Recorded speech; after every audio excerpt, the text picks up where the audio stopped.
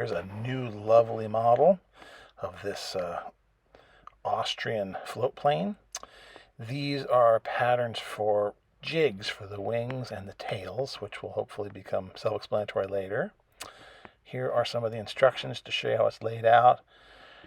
The hull, there's the engine mountings and the cockpit area, and there's some joystick stuff in there. It's quite nicely detailed. Over here is mostly engine. How are you going to put the engine together?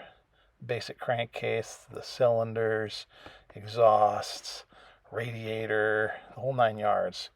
It'll be really fun to actually detail it, I bet, because it'll be really fun to get it look good. And here's some more parts. Those gray parts are part of the side fuselage to make it, side hull to make it thicker, but lots of little pieces there for details.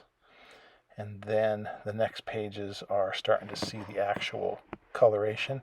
The wood is particularly nice on here. You can see the hulls, and you can see part of the cockpit sides in there too. There's part of some instruments or a radio, I think, perhaps, that goes in there. It's really going to look nice. The colors are awesome. And then here's these big, pretty Austrian markings with the big crosses and the nice sort of linen and red on there. It's going to look really nice. Here are some more parts that have a lot of wood on them, some interior pieces and propeller blades, etc. And here's, I think, some more wings and some ailerons and some elevators and everything you possibly want. There's the lower wings, and then those black things are the components of the struts. And then some more detail about how to put the tail together and propeller, etc. And then they have a little 3 view at the end that shows you everything and some parts numbers. And then I got the laser cut things, and you can see, especially because of the ribs, those are nice to have. There's most of the hull. It just makes things go a lot easier and a lot more even and perfect. You can cut them out. I've done it a million times now, but boy, it's handy. Those are the jigs for the wings and the tails, like I was saying. So I'll start off with beginning to make the hull and basically make that component. And it's very, very simple. So if you've got these, you just hit these little nibbins with an X-Acto blade. You can see where those little pieces where the laser didn't cut. And then you just cut those, pop them right out, and out the pieces come. Real easy.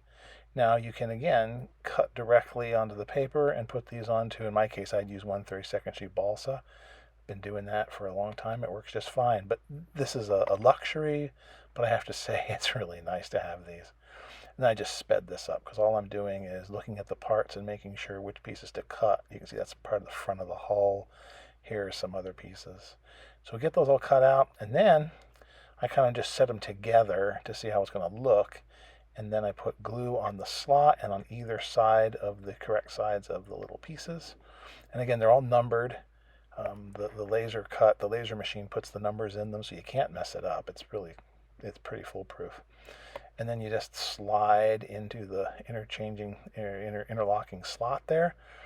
Push it up till it bottoms out. Get off excess glue. Make sure it's straight, perpendicular.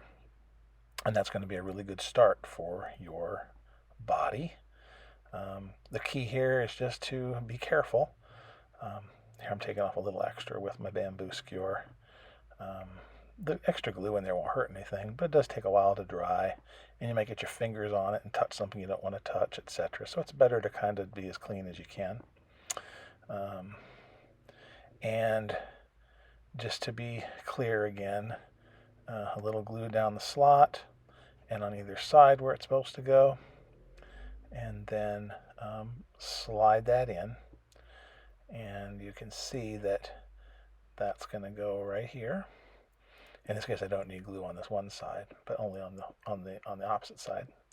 Wipe off the excess, and again, you're trying to just make sure it's all straight. Pulling off a little bit of extra glue that gooshed out.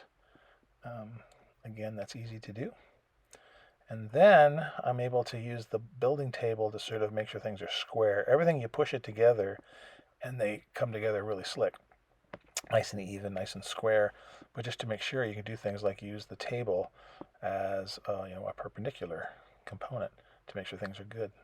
And then I just put the rest of these here and I just sped it up because you can see what you do. You just go from part to part. Now that part, there's two put together, and you'll see it's a thicker piece. I think that's probably where the wing struts are gonna go. It's also a transition on the lower hull. So I put those and put glue along the face of those and get off the excess. And then I clamp them with these nice little clamps that I use actually for quilting. My wife got them for me and they work really nice. That'll hold those pieces together. And then just keep working your way back. And there's only one more former. And then the whole skeleton is, briefly together. Then on the top of the front of that little keel up there, there's a top piece that fits beautifully. And then I just, again, butted it up against the building board to make sure it's straight and smooth. And then in the rear, there's another one. So I put glue along the main keel there on the top and then along those formers. And then you put a little bit on the end and you just slide this in place and you can run there's a line on there and so you can match it up and make sure it's nice and even, which is what I did. There isn't really an up or a down on this. You could turn it the other way and then all of the markings would be upside, but they'd be against the surface they're being glued onto. I don't know which is the best way to do it. But anyway, this is the basics you can see. And then I found out there was two little tiny pieces, little extra former bits that go on the very tail section. Very small, but again, they fit really well. You can see when I pull these out how small they really are. They're just tiny little basically rectangles. And they fit on the very posterior end there, one on each side. I'm picking up the other one. I've already put glue down where it's supposed to go, sliding in place, and again taking some time to make sure it's straight and true and perpendicular. But there she is. The basics are done.